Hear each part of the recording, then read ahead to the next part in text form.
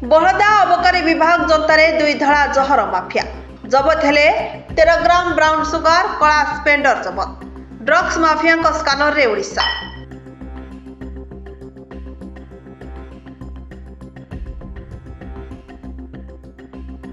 मुर्शिदाबाद रु चेर लंबिछि ओडिशा को ओडिशार जलेश्वर को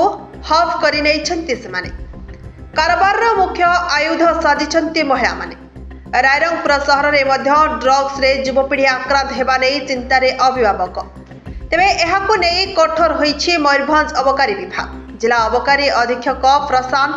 कौरक निर्देश एवं रायरंगपुर अबकारी उप अधीक्षक सौम्यरंजन बेहेरा तत्वावधान में रायरंगपुर अबकारी रेंज पक्षर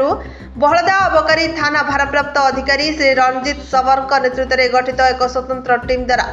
बहदा थाना अंतर्गत फुलगी ग्राम अंचल में चढ़ाऊ कराई रास्तार द्रुत गति सन्देहजनक भाव जाउथिबा एक कला रंगर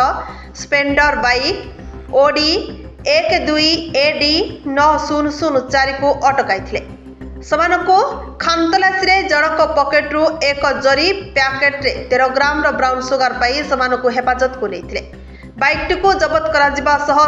नाम एक मामला रुजु कर बाइक जबत करने सहित ए संपृक्त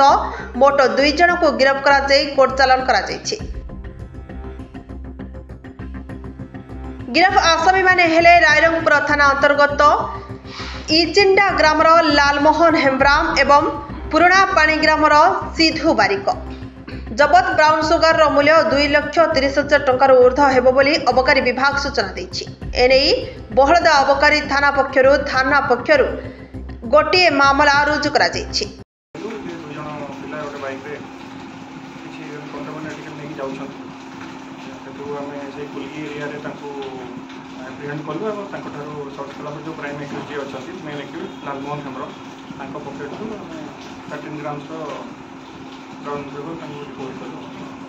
आनुमानिक मूल्य कते हो?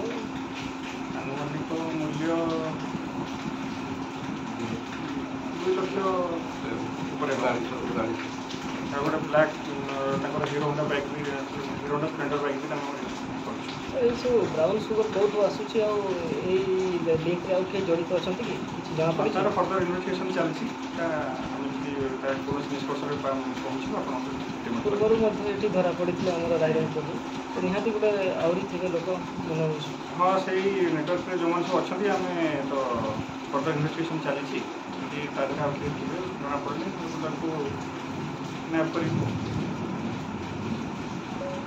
रायरंगपुर अक्षय विशाल रिपोर्ट नारदिन जोड़िया।